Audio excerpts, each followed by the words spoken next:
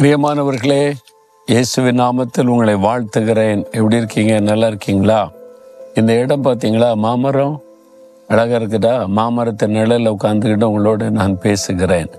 4 மாடியில் தான் நிறைய மாமரம் அப்படின்னு நினைக்கிறீங்களா? பிரேசிலில் கூட கிராமப்புறத்தில் இப்படி அருமையான பெரிய மாமரம்லாம் இருக்குது. அது மாதிரி பிரேசில் தேசத்தில் இருக்கிற ஒரு கிராமத்தில் ஊழியம் செய்கிற அந்த ஊழியத்தின் அந்த ஸ்தாபனத்தை பார்க்க வந்தோம். அங்கிருந்து தான் உங்களோட நான் பேசுகிறேன்.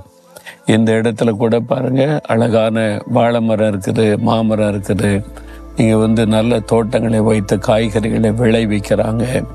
அதெல்லாம் அப்படி கோழி பண்ணை, அது மாதிரி மாட்டு பண்ணெல்லாம் வச்சுருக்கிறாங்க. அதாவது இங்கே உள்ள மக்களுக்கு இங்கேயே அவங்க எல்லாத்தையும் தயாரித்து அவங்களுக்கு உணவளிக்கிறதை பார்க்க முடிந்தது.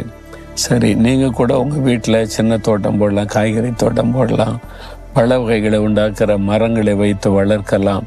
அதெல்லாம் செய்யணும். சும்மா இருக்கிற லேண்டை பயன்படுத்துங்க.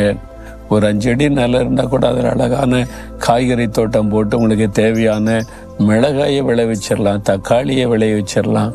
நீங்கள் மிச்சம் பிடிக்கலாம்ல. அதனால் ஒரு வருமானத்தை உண்டாக்கி இது மாதிரிலாம் நம்ம செய்யணும். சரி, இந்த நாள் ஆண்டவர் எனக்கு என்ன வசனம் சொல்கிறான்னு கேட்குறீங்களா? மத்தேயு 10:31 இயேசு சொல்லுகிறார், பயப்படாதிருங்கள், அநேகம் அடைக்கலான் குருவிகளை பார்க்கிலும் நீங்கள் விசேஷித்தவளாக இருக்கிறீங்க. என் பிள்ளைகளே, நீங்கள் விசேஷித்தவர்கள், அதனால நீங்கள் பயப்படாதிருங்கள் அப்படின்னு சொல்கிறார். ஏதோ ஒரு பயம் உங்களுடைய உள்ளத்தில் இருக்குது. எதிர்காலத்தை குறித்த பயம், பிள்ளைகளுடைய வாழ்க்கை குறித்த பயம், உடைய தேவைகளை குறித்த பயம், ஒரு வியாதியை குறித்த ஒரு பயம், அல்லது குடும்பத்தில் இப்போ தான் ஆரம்பிச்சிருக்கிற பிரச்சனை எப்படி ஆகுமோ என்கிற பயம், ஏதோ ஒரு காரியத்தை குறித்த பயம். ஆண்டவர் சொல்றாரு, எதுக்கு பயப்படுறீங்க? பயப்படாதிருங்க, ஏன்னா நீங்கள் விசேஷித்தவர்கள். ஆண்டவர் சொல்ல, அடைக்கலான் குருவிகளை காட்டில நீங்கள் விசேஷித்தவர்கள். ஆண்டவர் ஏன் அதை ஒப்பிட்டு சொல்லுகிறார்? அடைக்கலான் குருவிகள் பார்த்துருக்குறோம்ல, அந்த நாட்களில், இயேசுவின் நாட்களில் அதெல்லாம் பிடித்து விற்பனை செய்வாங்களாம். இப்போ குருவிகளை கூட விற்கிறாங்கல்ல, அழகுக்கு வச்சுக்கிற நிறைய குருவிகள் அதெல்லாம் விற்கிறாங்கல்ல. அப்போ ஆண்டவர் சொல்கிறார் முந்தின வசனத்தில், 1 காசுக்கு 2 அடைக்கலான் குருவிகளை விற்கிறார்கள் அல்லவா? 1 காசுக்கு 2 அடைக்கலான் குருவிகளாம். அது கூட தேவ சித்தம் எல்லாமே கீழே விடாது, யாரும் பிடிக்க முடியாது. அப்போ நீங்கள் அதை காட்டில விசேஷித்தவர்கள். அந்த குருவியை காட்டில நீங்கள் விசேஷித்தவங்க. உங்களுக்குள்ள விலையேறப்பட்ட ஆத்மா இருக்குது. உங்களுக்காக சிலுவையில் நான் மரித்திருக்கிறேன். பிறகு எதுக்கு நீங்கள் பயப்படணும் என்பதாக ஆண்டவர் சொல்றார். அப்போ தேவன் நம்ம எப்படி பார்க்கிறார்? விசேஷமானவர்களாய். ஒரு மிருகம், பறவை அப்படி அல்ல.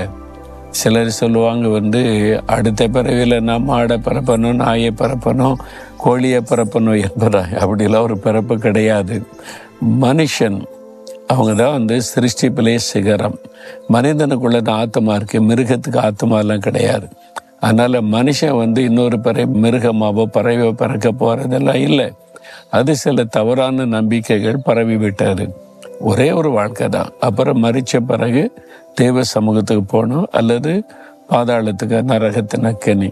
இதுதான் வேதம் சொல்லுகிறாரு. ஆனா இந்த உலகத்துல பிறந்த நீங்க ஆண்டவருடைய சாயல்ல சிருஷ்டிக்கப்பட்டவங்க. உங்களுக்குள்ள விலையேறப்பட்ட ஆத்மா இருக்கு. அதனால நீங்க விசேஷமானவர்கள்.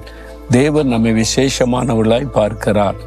அதனாலதான் நீங்க வருத்தப்படும் போது, துக்கப்படும் போது, நீங்க பயப்படும் போது ஆண்டவருங்க மேல கரிசனையோட எதுக்கு பயப்படுகிற? பயப்படாதே, நான் உனக்கு இருக்கிறேன் என்பதா போல் ஆண்டவர் பேசுகிறார்.